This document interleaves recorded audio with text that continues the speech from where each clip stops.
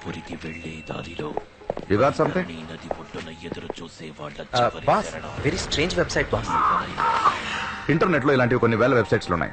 In fact RDX తయారు చేసేందుకు కూడా వెబ్సైట్స్ ఉన్నాయిగా. లేదు బాస్, ఈ విజువల్స్ చూడండి, ఇదేదో నరకంగా ఉంది. నేరము గంధపు చెట్లు నరకటం. నేరస్తుడి పేరు వీరప్పన్. గుర్తులు పెద్ద మీసాలు. బాధపడద్దు, అందరూ గరుడ పురాణంలో ఉన్న విధంగా శిక్షించబడతారు.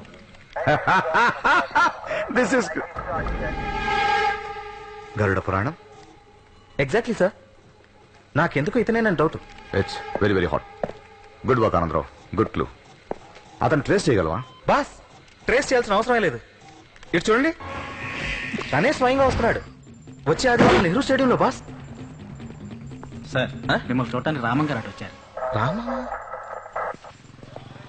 రామం, నా కోసం ఇక్కడికి రావద్దని నీకు ఎన్నిసార్లు చెప్పాను. ఇప్పుడు అంత అర్జెంట్ పని ఏంటి? సంగీత అకాడమీలో నీకు ఎవరైనా తెలిసే ఉంటారా? సెక్రటరీ తెలుసు. ఎందుకు?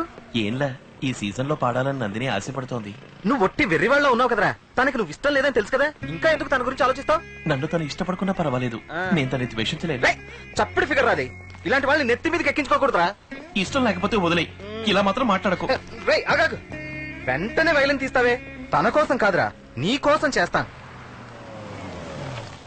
ఈ సంవత్సరం మహా టైట్ షెడ్యూల్ సార్. ఎన్ఆర్ఐలే వచ్చి రోజు అడిగి పెడుతూ ఉంటే కాలిఫోర్నియా నుంచి వచ్చిన నిన్న నుంచి పడిగాపులు వస్తున్నారు చూడండి. సరే సరే. మిస్టర్ నారాయణ, ఎంపీ మూర్తి గారు పంపారు. ఎంపీ గారు పంపారా? ఇది ముందే చెప్పొచ్చు కదా sir. Vijayasri పాడమ్మా. పరవీణా మృదుపాణి వనరుహలోచన బంబరవేణి సురనుత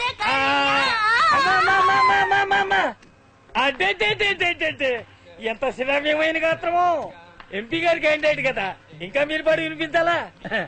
evening prime time లో ఉండేలా చేస్తా. ప్రోగ్రామ్ కన్ఫర్మ్డ్ అని ఎంపీ గారికి చెప్పండి. విజయశ్రీని నేను చూసుకుంటాను, నా పద్మశ్రీని ఆయన కొంచెం చూసుకోమనండి. Many thanks. సంతోషం. How about me Narayan? Next season Shyam. Shit, you are sting. నువ్వెవరయ్యా? నా పేరు రామానుజం, పామర్తి శ్రీనివాసులు గారి మనవణ్ణి. పామర్తి వారిది ఆ కాలం. ఇప్పుడు చేమకుర్తి మాణిక్యం పాడుతున్నాడు. చెప్పండి. పోలీస్ డిపార్ట్మెంట్ చారి పంపించారు. ఈ చారికి వేరే పనేం లేదనుకుంటాను. ఏమిటి విషయం? నందిని అని నాకు కావలసిన అమ్మాయి దివ్యంగా పాడుతుంది. న్యాయమూర్తులు గవర్నర్ల సమక్షంలో కచేరీ ఇచ్చిందా? త్యాగరాజ ఉత్సవాల్లో ప్రతి సంవత్సరం పాడుతుంది సార్. ఎంపీ మినిస్టర్ సిఫార్సు ఏదైనా ఉందా? అర్హత ఉంది సార్, ఒక్క ఛాన్స్ ఇవ్వండి సార్. ఛాన్స్ లేదమ్మా. ఇప్పుడే ఎంపీ సిఫార్సులో కష్టపడి ఒక అమ్మాయికి స్లాట్ ఇచ్చా. ఇక వచ్చే సంవత్సరమే. పో, డోంట్ వేస్ట్ మై టైం. చారీ పంపించండి సార్. చారీ లేదు, పూరి లేదు, వెళ్ళవయ్యా. ప్లీజ్ సార్, లేదు సార్, ఒక్కసారి క్యాసెట్ వినండి సార్.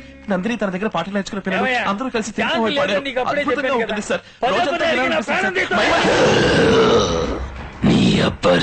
ఇదేమిటి ఉన్నట్టుండి భూతి పంచాంగం మొదలెట్టావు? ఇది సంగీత సరస్వతులు కొలువు తీరే పవిత్ర స్థలం. బ్రాహ్మణ పుట్టుకు పుట్టు.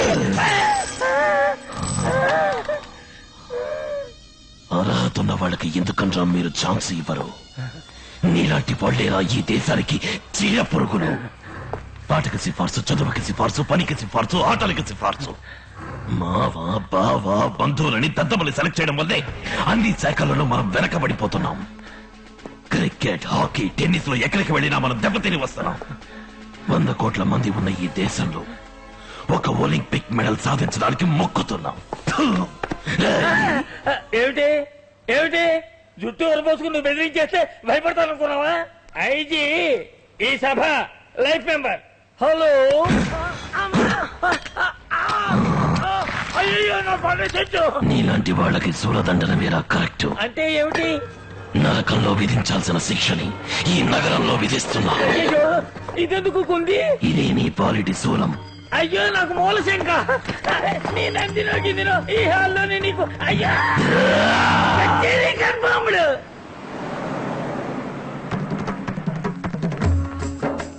రెడీ అయ్యారా అందరూ? ఇప్పటికే ఆలస్యం అయింది. హలో అసెంబ్లీ అంకుల్, రండి కూర్చోండి. ఎమ్మెల్యే ఆంటీ రాలేదా? రాజీవ్ పల్లిపాటికెళ్ళి. ఆంటీ కూడా ఆవిడది పూటకో పాట పాటకో మాట. What's it, buddy? Sir, Me? I'm Remu, the Rampok model, Nandini's boyfriend. Boy friend boy friend ఓసారి లేవండి Why?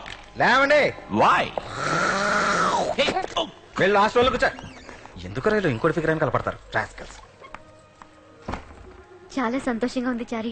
నాకు ఇంత గొప్ప ఛాన్స్ దొరుకుతుందని నేను ఊహించలేదు. రాము చాలా కష్టపడ్డాడని విన్నాను. రాము ఎక్కడ? ఏ మొహం పెట్టుకొస్తాడు? అదిగో వాడు వచ్చాడుగా. వీడెక్కడో ఏదో మూల కూర్చుని ఏడుస్తూ ఉంటాడు. Hey, Nandi. Wow. ఇలా స్టైల్ గా ఫోర్స్ కొట్టే వాళ్ళనైతే మీరు ప్రేమిస్తారు. ఒకటి సిన్సియర్ గా ఉంటే కష్టంగా ఉంటుంది కదా, పర్ఫెక్ట్ గా ఉంటే ఇష్టం ఉండదు కదా, క్యారెక్టర్ ఉంటే బోర్ కొడుతుంది కదా. రామం గోల్డ్ నందిని, కల్మషం లేని బంగారం. అందుకే ఈ మాయలోకంలో ఇమ్మలేకపోతున్నాడు. వెళ్ళి రమను. ఇంత చెప్పినా ఫాండే రమ్మంటున్నా. Hey, Nandi. Wow. Are we gotta do the yayo? Be serious రమో, కొంచెం మాట్లాడాలి, కూర్చో. Okay. Yeah. Tell me. ఇంకెప్పుడు నన్ను చూడటానికి రాకు రమో. What? నేను నిన్ను ప్రేమించలా. What's wrong with you? Why? నువ్వు నిజం కాదు రమో, అబద్ధం. What you mean? నువ్వు ఇంకొకరి కలకి మేకప్ వేసుకొచ్చావు. నేను నిజాన్ని ప్రేమిస్తున్నాను. ఎవరు? చెప్తాను. Hey, hey, my glasses. What? వెళ్ళి ఈ dress వేసుకురా. Oh. What now? Hey, Nandini.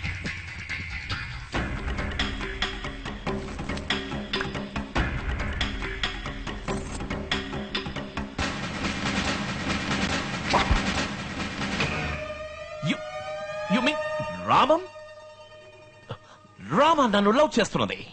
Yes, రామవే నిజం, నువ్వు అబద్ధం రమో. ఇంకెప్పుడు నాకోసం రాకు. What? వెళ్ళు. Nandi, this is not fair. You can't do this to me. I'm crazy about you. I'm hurting inside. I can take this. నేను తట్టుకోలేకపోతున్నాను. This is killing me.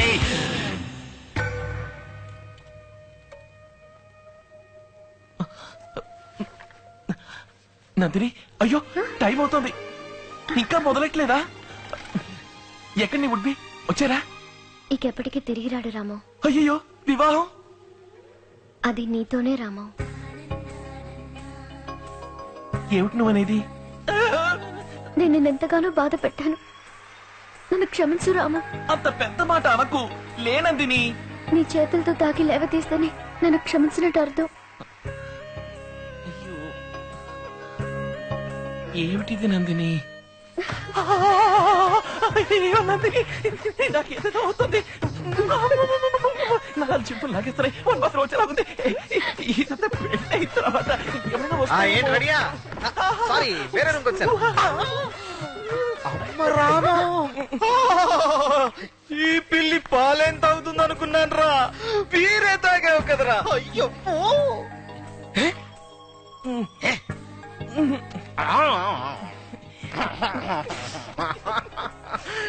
దీన్ని నమ్మలేకపోతున్నాను రోయ్. ఉంటారు నలుప ఎరుప ఎవ్వరికీ తెలీదు.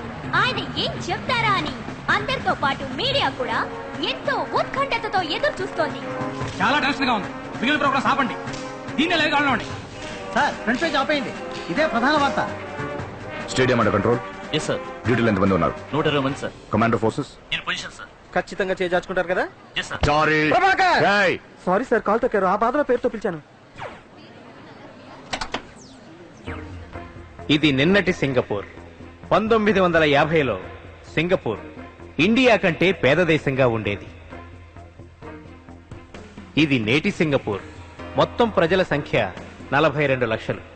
644 కిలోమీటర్ల వైశాల్యం గల చిన్న దీవి. బెంగుళూరు కంటే చిన్న నగరం. ఒక సింగపూర్ పౌరుడి సగటు సంపాదన మనకంటే 25% ఎక్కువ. 80% మంది సొంత ఫ్లాట్ కలిగి ఉన్నారు. ఇది కేవలం 25 ఏళ్లలో చెందిన అభివృద్ధి. ఇది జపాన్. అధిక ఖనిజాలు, పెట్రోలు ఏవీ లేని భూకంపాల దేశం. 2వ ప్రపంచ యుద్ధంలో ధ్వంసమైన దేశం. 2 అణుబాంబులను గుండెలపై వేయించుకున్న దేశం. గడ్డిపోచ కూడా మొలవదని చెప్పబడిన దేశం ఈ రోజు ఓడల్లో వ్యవసాయం చేస్తోంది. నేడు ప్రపంచ ఆర్థిక స్థితిలో జపాన్ స్థానం ఏమిటి? 2వ స్థానంలో ఉంది. కొరియా, తైవాన్, మలేషియా మన చుట్టూ మనకంటే పేదవిగా ఉన్న తూర్పాసియా దేశాలన్నీ ఈ రోజు మనకంటే ఎంతో అభివృద్ధి చెందాయి.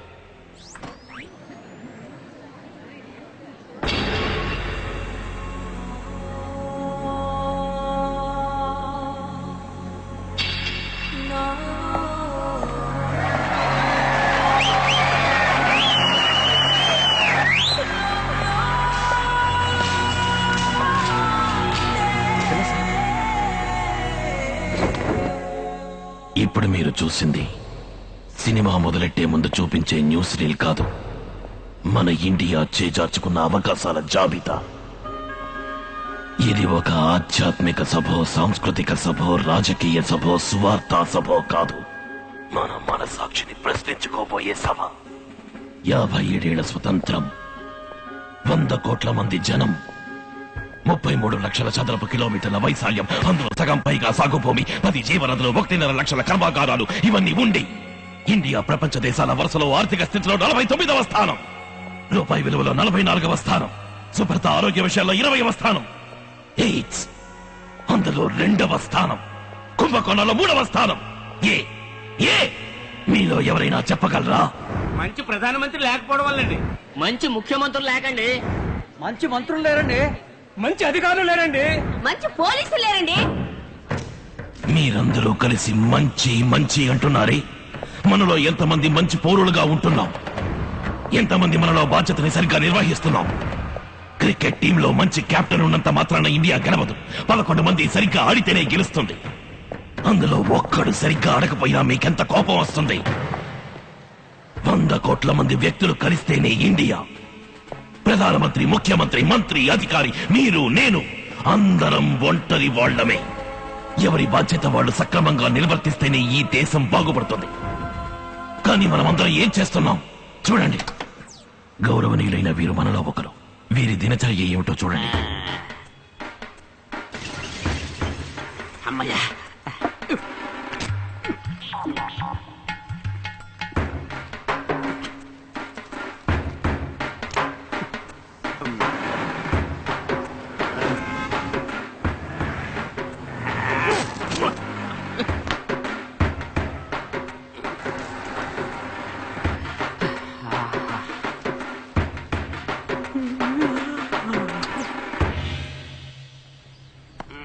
ఇక్కడేం చేస్తున్నారు?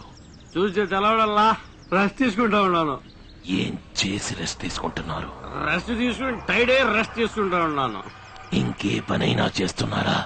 నా రేంజ్ తగ్గ పని దొరకలా. మరి ఆదాయం? అబ్బ కమ్మరి పని, అమ్మ కూలి పని, ఒక్కోసారి అంట్లు కూడా తోమతా ఉంటది. ఖర్చులకి డబ్బులు ఇస్తారా? బలవంతంగా లాక్కుంటాం. ఏం పనిస్తే చేస్తారు? ఇప్పుడు నేను డ్యూటీలోనే ఉండా. నన్ను మాట్లాడించి టైడ్ చేసామనుకో మళ్ళీ మనం రెస్ట్ తీసుకోవాల్సి ఉంటది. ఇతన్ని ఏం చేద్దాం చెప్పండి. ఇలాంటి సోమరిపోతులు దేశంలో ఉండకూడదండి, కఠినంగా శిక్షించాలండి. గట్టిగా. అదే నేను చేసింది.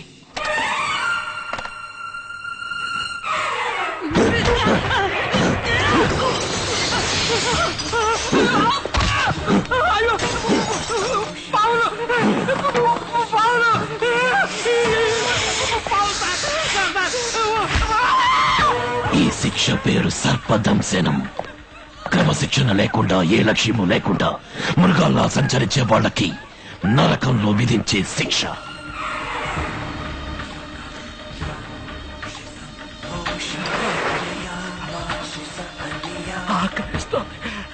ఆకలేస్తుందా?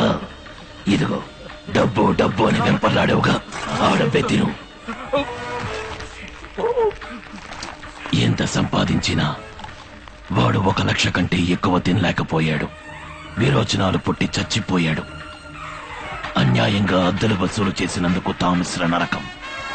పరుల సొమ్మును ఆశించే వాళ్లకు విధించే శిక్ష. యాక్సిడెంట్లో దెబ్బలు తగిలినప్పుడు సహాయపడకుండా పోయిన వాడికి అంధకోపం. ఇచ్చిన డబ్బుకి మంచి భోజనం పెట్టని వాడికి కుంభీపాకం. నాణ్యత లేని వస్తువులు తయారు చేసిన వాడికి క్రిమి భోజనం. సాటివాడు దెబ్బలు తగిలి పడుంటే నిర్లక్ష్యం. మంచి భోజనం పెట్టడంలో నిర్లక్ష్యం. నాణ్యమైన వస్తువులు తయారు చేయడంలో నిర్లక్ష్యం. నిబంధనల్ని పాటించడంలో నిర్లక్ష్యం. డ్యూటీలో నిర్లక్ష్యం. ట్యాక్స్ కట్టడంలో నిర్లక్ష్యం. ఓటేయడంలో నిర్లక్ష్యం. ఓటేసిన వాళ్ళ మీద నిర్లక్ష్యం. ఇలా ఇలా చిన్న చిన్న నిర్లక్ష్యాలని ఒక్కటై ఒక మెగా నిర్లక్ష్యమై అదే మన జాతీయ గొడవైపోయింది, మన రక్తంలో కలిసిపోయింది. అందుకే మనం ఇంకా పైకి రాకుండా ఇలాగే ఉండిపోయాం. నేను వదిలిపెట్టాను. ఇక నిర్లక్ష్యంగా ఎవరున్నా వాళ్ళకి నరకలోకపు దండనే విధిస్తాను. Quick cover all the exits, quick quick.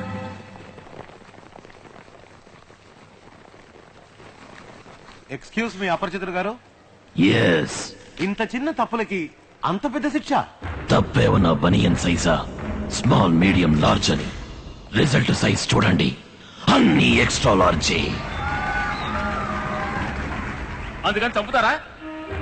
దీనికెవరు చంపుతారులే అన్న ధైర్యంతోనేగా ఇన్ని తప్పులు చేస్తున్నాం. అని మీరు చట్టాన్ని చేతిలో తీసుకుంటారా? మీరు చట్టాన్ని మీరచ్చు, నేను చట్టాన్ని చేతిలోకి తీసుకోకూడదా? మరి కోర్టులు పోలీస్ స్టేషన్లు ఎందుకున్నట్టు? ఉన్నాయి, 57 సంవత్సరాలుగా ఉన్నాయి. మరెందుకు ఈ తప్పులన్నీ జరుగుతున్నాయి? హత్య, దోపిడీ, మానభంగాలకే కఠినమైన శిక్షలున్నాయని వాటిని మనం చేయడానికి జగ్గుతున్నాం. కానీ ఈ చిన్న చిన్న తప్పులు ఎవరికి తెలియబోయేది? తెలిసినా ఫైన్ కట్టి తప్పించుకోవచ్చు, దొరికినా లంచమిచ్చి వచ్చేయచ్చని ధైర్యంగా చేస్తున్నాం. నేను చెప్పింది విని తప్పు చేసేవాళ్ళు నొచ్చుకుంటారు, దేశం మీద శ్రద్ధ ఉన్న వాళ్ళు మెచ్చుకుంటారు. Sorry, over. Any questions? Zoom.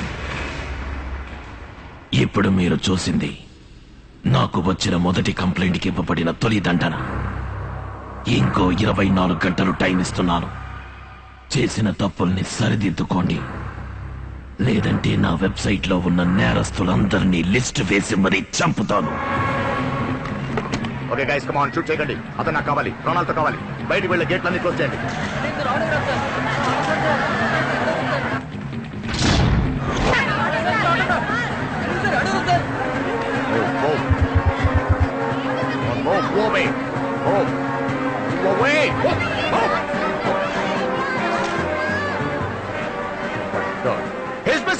చెప్పినట్టే చేసేసుకున్నారు కదా.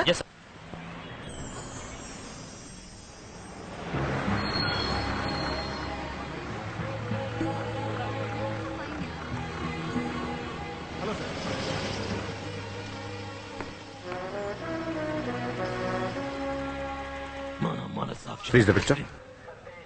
అతని జుట్టంతా గ్రాఫిక్స్ లో రిమూవ్ చేసి చూపించండి. ఓకే అపరిచితుడు.com ఏమైంది సార్? మొత్తం 1.5 లక్షల కంప్లైంట్లు ఉన్నాయి సార్. ఎవరెవరికి ఏ పనిష్మెంటో ఎక్కడో ఎప్పుడు విధిస్తాడో కనిపెట్టి వాడి మార్టిస్ పట్టుకోవడం కష్టం సార్. ఓ పని చేయండి, ఎలాగో ఈ కంప్లైంట్స్ ని ఓపెన్ చేసి చదవడానికి కంప్యూటర్ ఒక ఫోన్ కనెక్షన్ కావాలి కదా. అవును సార్. అప్పుడు అతను ఏ ఫోన్ లైన్ నుంచి దీన్ని ఓపెన్ చేసి చదువుతున్నాడో చూడండి.